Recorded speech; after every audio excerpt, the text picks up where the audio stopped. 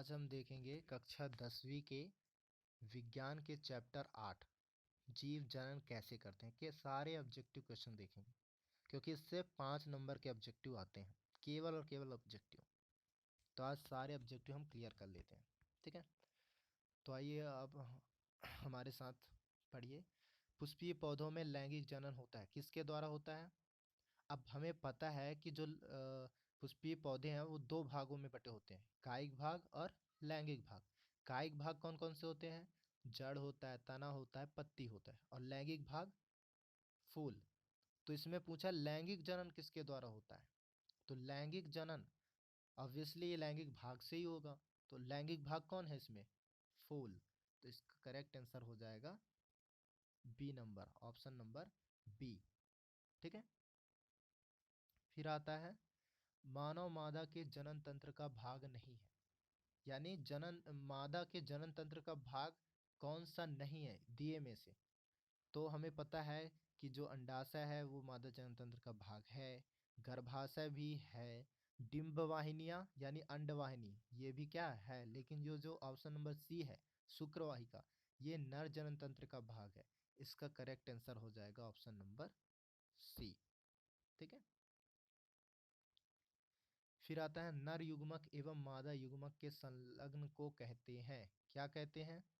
नर युग्मक एवं मादा युग्मक के संलग्न को क्या कहते हैं? तो हमें पता है कि क्या कहते हैं, क्या कहते हैं? किण्वन, बौनापन, मधुमेह या कोई नहीं। तो इसका ऑप्शन नंबर हो जाएगा बी, बौनापन।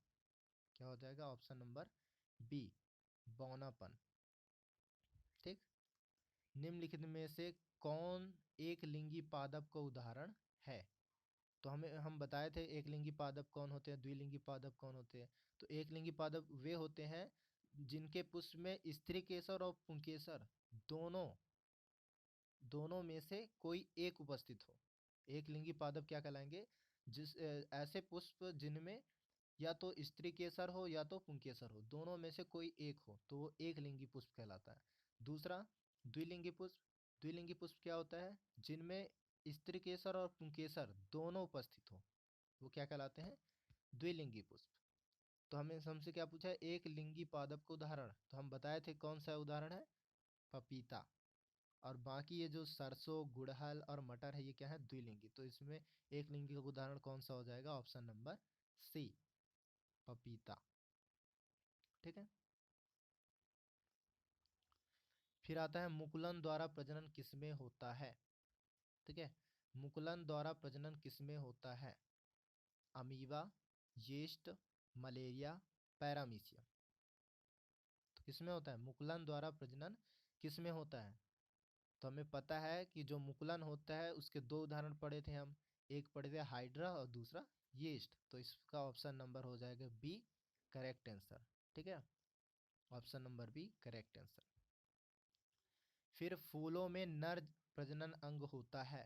फूलों में नर प्रजनन अंग होता है। नर में हम बताए थे कि जो फूल होते हैं उसके 4 भाग होते हैं, बाहदल, दल, स्त्री केसर और पुंकेसर, ठीक है। 4 भाग होते हैं। तो जिसमें से स्त्री केसर क्या होता है? मादा जनन अंग। और पुंकेसर क्या होता है? नर जनन अंग, ठीक है। और स्त्री केसर में कौन कौन से भाग आते हैं? अंडाशय, वर्तिका, वर्तिकाग्र। पुंकेसर में परागकोश और तंतु। तो इसमें नर जनन अंग कौन है? पुंकेसर। तो इसका हो जाएगा option number A, correct answer, ठीक है। द्विखंडन होता है।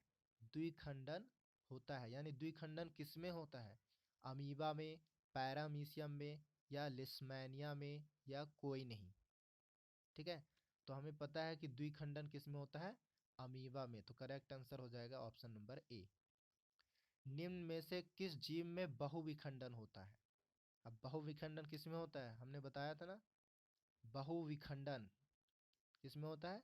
मलेरिया परजीवी प्लाज्मोडियम में। ये सारे उदाहरण हमने बताए थे, ठीक है।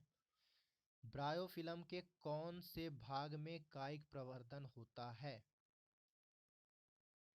आप सुन के थोड़ा हैरान होंगे, पत्तियां, यानी कायिक प्रवर्धन यानी पत्तियों से इसका जो नया पौधा तैयार होता है वो किसके द्वारा होता है? पत्तियों के द्वारा होता है। ठीक है ना? जड़, तना, फूल इनके द्वारा नहीं होता, किनके द्वारा होता है? पत्तियों के द्वारा। तो इसका करेक्ट आंसर हो जाएगा ऑप्शन नंबर ए। मानव मादा में निषेचन होता है, कहाँ होता है? गर्भाशय में, अंडाशय में, योनि में कि फैलोपियन नलिका में? तो करेक्ट आंसर क्या है? फैलोपियन नलिका में। तने द्वारा कायिक प्रवर्धन होता है। तने द्वारा यानी तने द्वारा ऐसे कौन सा चीज है जिसमें तने द्वारा उसका कायिक प्रवर्धन होती है, यानी नया पौधा तैयार होता है या नया चीज बनता है? पुदीने में, पुदीने में, हल्दी में, अदरक में या सभी में? तो ऑप्शन नंबर हो जाएगा डी, सभी में। क्योंकि सभी को हम डायरेक्ट लगाते हैं ना, जैसे अगर आलू भी हो गया, आलू, अदरक, हल्दी, पुदीना सबको ऐसे सीधे डायरेक्ट जमीन में से दबा देते हैं। ठीक है, तो वो क्या है? वो तना ही है। ठीक है ना? तो ऑप्शन नंबर डी हो गया, सभी में। फिर आता है खंडन द्वारा जनन होता है, किसमें होता है? तो इसका option number B correct answer है। ऑप्शन नंबर बी, सितारा मछली में। कायिक प्रवर्धन संभव है किसके द्वारा? जड़ द्वारा, तना द्वारा, पत्ती द्वारा, उपरोक्त सभी के द्वारा। तो हमने बताया था कि जो कायिक भाग में क्या आते हैं? जड़ आता है, तना आता है, पत्ती आता है, और वो सभी चीजें इसमें दिया है, यानी इसका आंसर हो जाएगा ऑप्शन नंबर डी, उपरोक्त सभी द्वारा। फिर तने पर अपस्थानिक कलियां पाई जाती है। तने पर अपस्थानिक कलियां पाई जाती है, तो किसमें पाया जाता है अपस्थानिक कलियां? आलू में। किसमें पाया जाता है? आलू में, यानी इसका करेक्ट आंसर हो गया ऑप्शन नंबर बी। मुकुलन द्वारा अलैंगिक जनन होता है। मुकुलन द्वारा अलैंगिक जनन होता है, किसमें होता है? हाइड्रा में, मटर में, शैवाल में, प्लाज्मोडियम में? किसमें होता है? ऑप्शन नंबर ए, हाइड्रा में। अलैंगिक जनन मुकुलन द्वारा होता है। अलैंगिक जनन मुकुलन द्वारा होता है, किसमें होता है? अमीबा में, यीस्ट में, प्लाज्मोडियम में, लेशमानिया में? तो उसका ऑप्शन नंबर हो जाएगा बी, यीस्ट में। निम्न में से कौन मानव में मादा जनन तंत्र का भाग नहीं है? निम्न में से कौन मानव में मादा जनन तंत्र का भाग नहीं है? तो ऑप्शन, अरे ये तो आ गया था ना पहले, कोई बात नहीं। इसका आंसर हम क्या बताए थे? शुक्रवाहिका, ऑप्शन नंबर सी। पराग कोश में होते हैं, क्या होते हैं? हमने पहले बताया था ना, जब पुष्प के भाग बता रहे, तो पराग कोश में क्या होते हैं? पराग कण। ठीक है, तो इसका करेक्ट आंसर हो जाएगा ऑप्शन नंबर डी। फिर गतिशील जनन कोशिका को नर युग्मक तथा जिस जनन कोशिका में भोजन का भंडार संचित होता है उसे क्या कहते हैं? जननांग, उभयलिंग, पराग परागकण, परागकण या मादा युग्मक? तो इसमें इसका आंसर क्या हो जाएगा? ऑप्शन नंबर डी, मादा युग्मक। यानी मादा युग्मक में क्या होता है? भोजन का भंडार संचित होता है। ठीक है, जैसे हमने पढ़ा था कि जो स्त्रियां होती है उनमें क्या होता है? एक प्लेसेंटा नामक ऊतक होता है जिसके द्वारा से शिशु को क्या होता है? पोषण प्राप्त होता है। ठीक है ना? तो इसका हो जाएगा ऑप्शन नंबर डी। फिर एड्स रोग का प्रमुख कारण है, किसके कारण होता है? असुरक्षित यौन संपर्क, खून की कमी, विटामिन की कमी, पोषण की कमी? तो इसका एड्स क्या है? विषाणु जनित रोग है। ठीक है, और ये किसके और कैसा है? लैंगिक रोग है, लैंगिक जनन रोग। तो किसके कारण होगा? इसका करेक्ट आंसर हो जाएगा ऑप्शन नंबर ए। ठीक है, असुरक्षित यौन संपर्क बनाने से। पंखुड़ियों का रंग अधिकतर होता है कैसा? आपने देखा होगा कैसा होता है अधिकतर पंखुड़ियों का रंग? कैसा होता है? पीला। ठीक है, तो नहीं नहीं, हाँ, हरा हरा। पंखुड़ियाँ, वो जो बाहरा बोला है, वो बोला है बाहदल। बाहदल कैसे होता है? दल नहीं, बाहदल। तो इसका क्या हो जाएगा correct answer? Option number B, हरा होता है। फूल का कौन सा भाग फल में बदलता है? तो हम बताए थे कि अंडाशय से क्या होता है, फल का निर्माण होता है, और बीजांड से बीज का निर्माण। तो यहाँ क्या बोला है, फल में बदलता है, तो फल का निर्माण किससे होगा, अंडाशय से। तो इसका करेक्ट आंसर हो जाएगा ऑप्शन नंबर सी। तो भ्रूण के जिस भाग से तना पत्तियां बनती हैं उसे क्या कहते हैं, तना पत्तियां बनती है उसे क्या कहते हैं, प्रांकुर कहते हैं, ऑप्शन नंबर बी। ठीक है। तो एकल जीवों में प्रजनन की विधि है, एकल जीवों में प्रजनन की विधि है, कौन सा है, खंडन है, विखंडन है, या बीजाणु समासंग है, या ये सभी। तो इसका करेक्ट आंसर हो जाएगा ऑप्शन नंबर डी, ये सभी। जो खंडन है, विखंडन है, बीजाणु संघ है, एकल जीवों में प्रजनन की विधि है, कि एकल जीव से ये बहुत सारे जीव बना दे, दो या दो से अधिक। ठीक है। तो इसका हो जाएगा correct answer option number D. फिर आता है लैंगिक जनन में आवश्यकता होती है, लैंगिक जनन में आवश्यकता होती है, किसका किसका आवश्यकता होता है, ऑप्शन नंबर ए केवल नर जननंग, ऑप्शन नंबर बी केवल स्त्री जननंग, ऑप्शन नंबर सी नर एवं स्त्री जननांग दोनों, ऑप्शन नंबर डी इनमें से कोई नहीं। तो इसका करेक्ट आंसर क्या हो जाएगा, ऑप्शन नंबर सी, नर एवं स्त्री जननांग दोनों उपस्थित हैं, क्योंकि ये दोनों संलयन करेंगे तभी ना निषेचन क्रिया पूरा होगा। फिर आता है पुंकेसर पुष्प का कौन सा जननांग है, पुंकेसर जो है पुष्प का कौन सा जननांग है, तो ये हमने पढ़ चुका है, कौन सा जननांग है, नर जननांग। ठीक है, ऑप्शन नंबर ए। पुरुषों में यौवनारंभ के लक्षण है, दाढ़ी एवं मूंछ का उगना, कंठ का फूटना, मांसपेशियों में उभार आना। तो ये सभी क्या है, यौवनारंभ के लक्षण। ठीक है। तो ऑप्शन नंबर हो जाएगा डी। स्त्रियों में यौवनारंभ के लक्षण है स्तनों की वृद्धि, नितंबों का उभरना, रजोधर्म का प्रारंभ, ये सभी। तो ये भी क्या हो जाएगा, स्त्रियों में यौवनारंभ के लक्षण क्या हो जाएगा, ये सभी होते हैं, ऑप्शन नंबर डी। मनुष्यों में नर जननांग निम्नलिखित में से कौन है, वृषण है, शुक्रवाहिका है, मूत्र मार्ग है, ये सभी है। तो ये सभी है जो नर जननांग है, यानी नर में पाए जाते हैं। तो ये ऑप्शन नंबर डी। शुक्राणुओं का मोचन, शुक्राणुओं का मोचन कहाँ होता है, तो क्या पढ़े, शुक्राणुओं का मोचन कहाँ होता है, अधिवृषण में, शुक्रवाहिका में, वृषण में, या शुक्राशय में।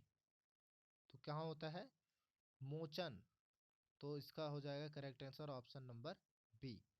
ठीक है, शुक्रवाहिका।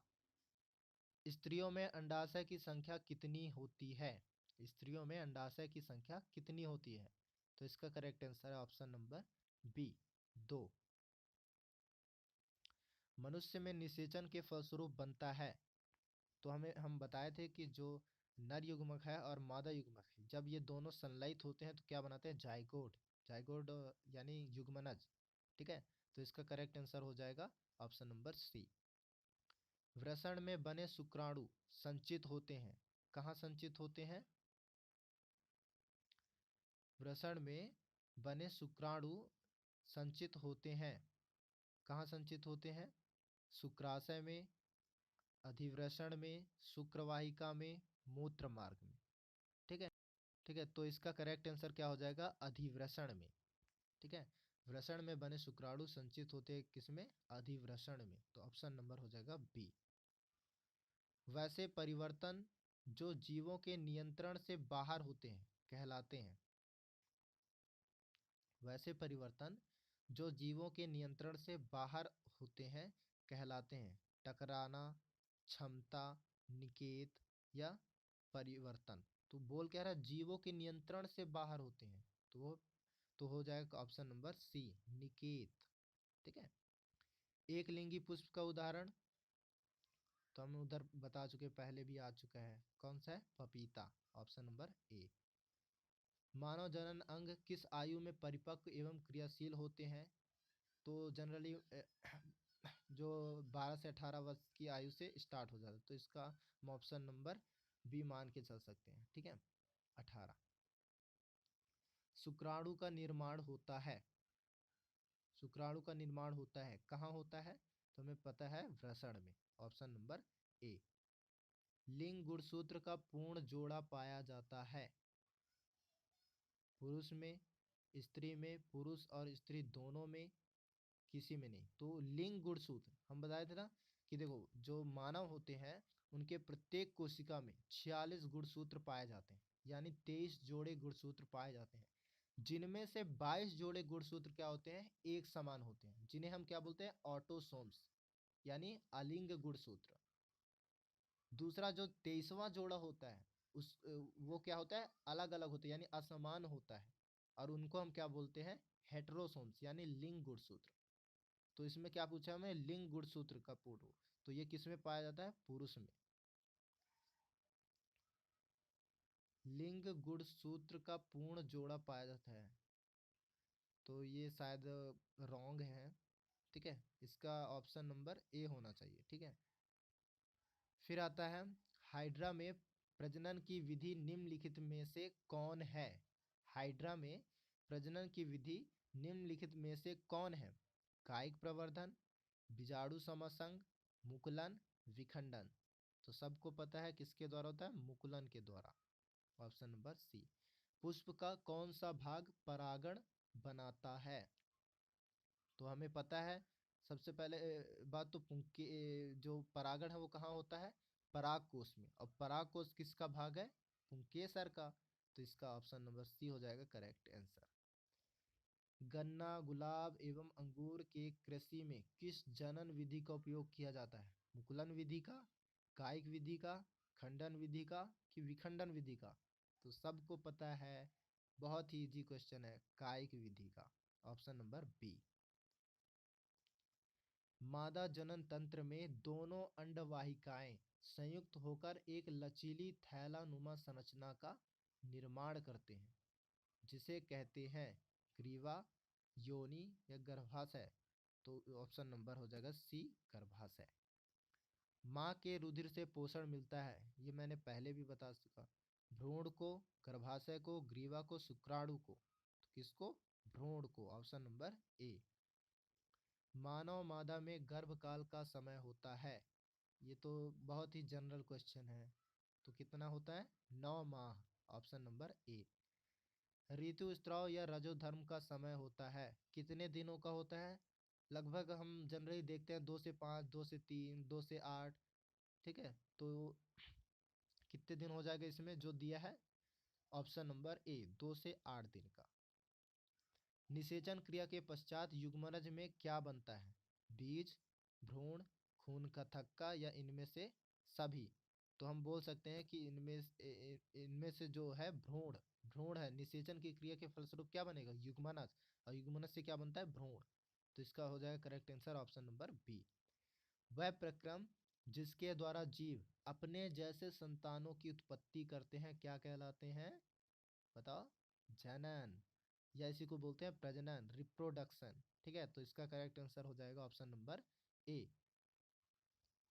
जनन कितने प्रकार से होता है? 2 प्रकार से। हमें पता है कौन कौन सा? लैंगिक जनन और अलैंगिक जनन। तो इसका करेक्ट आंसर हो जाएगा ऑप्शन नंबर ए। इनमें कौन अलैंगिक जनन की विधि है? विखंडन, मुकुलन, बीजाणु जनन, इनमें से सभी? तो हमें पता है कि ये सभी क्या है? अलैंगिक जनन की विधि है। तो इसका करेक्ट आंसर हो जाएगा ऑप्शन नंबर डी। किस प्रकार के जनन में जनक के शरीर से कलिका निकलती है? तो मुकुलन में, विखंडन में, अपखंडन में, या बीजाणु जनन में? तो किन में क्या बोलता है?